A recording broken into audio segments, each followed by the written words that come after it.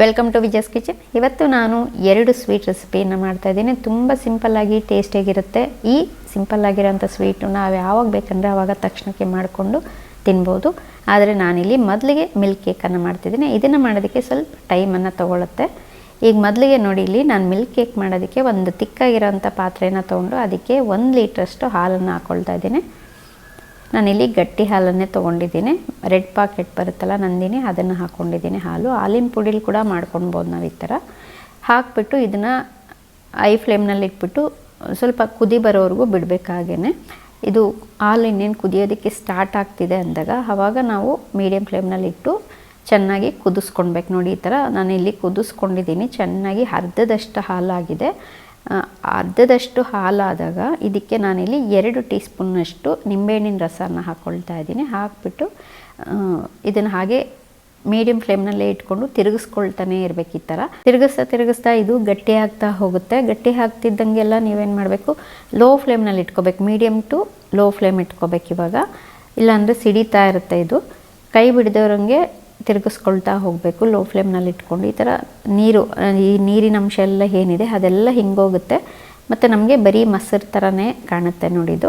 ಇವಾಗ ಇದಕ್ಕೆ ನಾನಿಲ್ಲಿ ಲೋ ಫ್ಲೇಮ್ನಲ್ಲಿ ಇಟ್ಕೊಂಡು 1 ಕಪ್ಪಷ್ಟು ಸಕ್ಕರೆನ ತೊಗೊಂಡಿದ್ದೀನಿ. 1 ಕಪ್ ಸಕ್ಕರೆನ ನಾನು ಒಂದೇ ಸತಿ ಹಾಕ್ಕೊಳ್ತಾ ಇಲ್ಲ. ಇದನ್ನು ಮಧ್ಯದಲ್ಲಿ ಕಲಿಸ್ತಾ ಸ್ವಲ್ಪನೇ ಹಾಕ್ಕೊಂಡು ಈ ಥರ ತಿರುಗಿಸ್ಕೊಳ್ತಾ ಇದ್ದರೆ ಇದು ಕಲರ್ ಕೂಡ ತುಂಬ ಚೆನ್ನಾಗಿ ಬರುತ್ತೆ.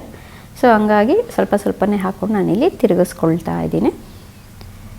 ಈ ಥರ ತಿರುಗಿಸ್ಕೊಂಡು ನಿಮಗೆ ಲಾಸ್ಟಿಗೆ ಬೇಕಾದ್ರೆ ಅಂದರೆ ಸಕ್ಕರೆ ನೋಡಿಕೊಂಡು ನೀವು ಎಷ್ಟು ಬೇಕೋ ಅಷ್ಟು ಹಾಕೋಬೋದು. ಇದನ್ನು ನಾವು ಬೆಲ್ಲ ಇಷ್ಟಪಡೋರು ಬೆಲ್ಲದ ಪೌಡ್ರಲ್ಲೂ ಕೂಡ ಮಾಡ್ಕೊಳ್ಬೋದು.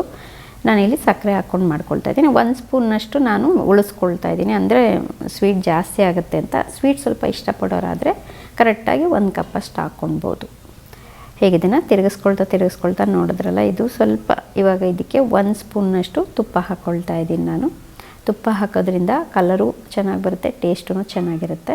ಹಾಕೋದ್ರಿಂದ ಸ್ವೀಟು ಅಷ್ಟೇ ಶೈನಿಂಗಾಗಿ ತುಂಬ ಚೆನ್ನಾಗಿ ಕಾಣುತ್ತೆ. ನಮಗೆ ನೋಡೋದಕ್ಕೆ ಕೂಡ ಅಷ್ಟೇ, ತಿನ್ನೋದಕ್ಕೂ ತುಂಬ ಚೆನ್ನಾಗಿರುತ್ತೆ.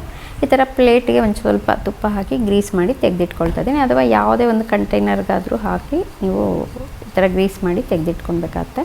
ಈಗ ನಾನಿದು ಲೋ ಫ್ಲೇಮ್ನಲ್ಲಿ ಇಟ್ಕೊಂಡು ಚೆನ್ನಾಗಿ ತಿರುಗಿಸ್ಕೊಳ್ತಾ ಇದ್ದೀನಿ. ನೋಡಿ, ಇದಕ್ಕೆ ಲಾಸ್ಟಲ್ಲಿ 1/4 ಟೀ ಸ್ಪೂನ್ನಷ್ಟು ಏಲಕ್ಕಿ ಪುಡಿ ಕೂಡ ಹಾಕ್ಕೊಳ್ತಾ ಇದ್ದೀನಿ.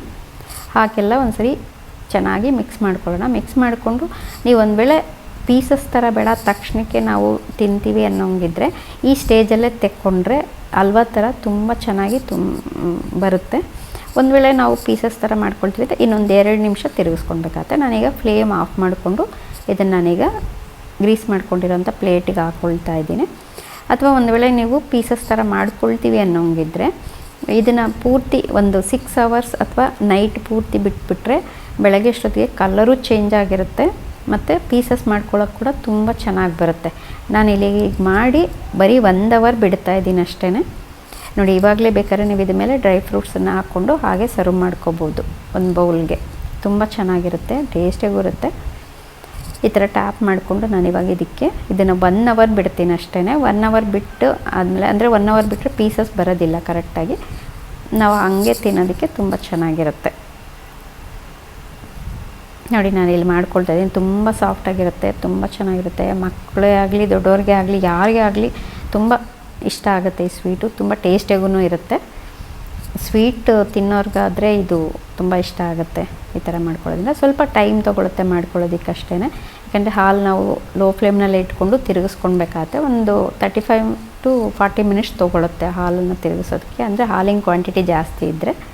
ಸೊ ನಾವು ಅರ್ಧ ಲೀಟ್ರಲ್ಲೆಲ್ಲ ಮಾಡಿಕೊಂಡ್ರೆ ತುಂಬ ಬೇಗ ಆಗುತ್ತೆ. ನೋಡಿ, ಈಗ ನಾನು ಇದನ್ನು ತೆಕ್ಕೊಂಡಿದ್ದೀನಿ. ಇವಾಗ ನೀವು ಬೇಕಾದ್ರೆ ಇದಕ್ಕೆ ಮೇಲ್ಗಡೆ ಯಾವ ಡ್ರೈ ಫ್ರೂಟ್ಸ್ ಬೇಕೋ ಅದನ್ನು ಹಾಕ್ಕೊಳ್ಬೋದು. ನಾನಿಲ್ಲಿ ಸ್ವಲ್ಪ ಇದಕ್ಕೆ ಬಾದಾಮಿ ಮತ್ತು ಪಿಸ್ತಾನ ಒಂಚೂರು ಹಾಕ್ಕೊಳ್ತಾ ಇದ್ದೀನಿ. ಮತ್ತು ಕೇಸರಿ ದಳಗಳು, ಸ್ಯಾಫ್ರನನ್ನು, ಅದನ್ನು ಕೂಡ ನೀವು ಹಾಕ್ಕೊಂಡು ತುಂಬ ಹಾಕ್ಕೊಂಡ್ರೆ ಟೇಸ್ಟ್ ಕೂಡ ಚೆನ್ನಾಗಿರುತ್ತೆ. ನೋಡಿ, ಇದಾಗಿದೆ.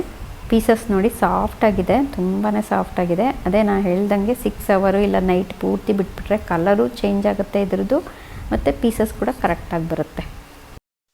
ನಮಗೆ ಹಲ್ವಾ ಥರ ತಕ್ಷಣಕ್ಕೆ ಬೇಕಂದರೆ ಸ್ವಲ್ಪ ಬಿಸಿ ಇದ್ದಂಗೆ ತಿಂದ್ರೂ ಚೆನ್ನಾಗಿರುತ್ತೆ. ಆವಾಗ ನಾವು ಬೌಲ್ಗಾಗಿ ಸ್ವಲ್ಪ ಮೇಲ್ಗಡೆ ಡ್ರೈ ಫ್ರೂಟ್ಸ್ ಹಾಕಿ ಕೊಟ್ಟರೆ ಅದು ಕೂಡ ತಕ್ಷಣಕ್ಕೆ ತಿನ್ನೋಕ್ಕೆ ತುಂಬಾ ಚೆನ್ನಾಗಿರುತ್ತೆ.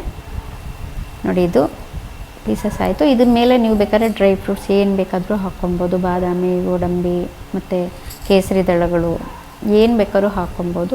ತುಂಬ ಟೇಸ್ಟಿಗೆ ತುಂಬ ಚೆನ್ನಾಗಿರುತ್ತೆ. ಈ ಥರ ನಾವು ಪೀಸಸ್ ಮಾಡಿ ಮೇಲ್ಗಡೆ ಗಾರ್ನಿಷಿಂಗ್ಗೆ ಡ್ರೈ ಫ್ರೂಟ್ಸ್ ಹಾಕ್ಕೊಂಡ್ರೆ ನೋಡೋದಕ್ಕೂ ಚೆನ್ನಾಗಿರುತ್ತೆ, ತಿನ್ನೋದಕ್ಕೂ ತುಂಬ ಚೆನ್ನಾಗಿರುತ್ತೆ.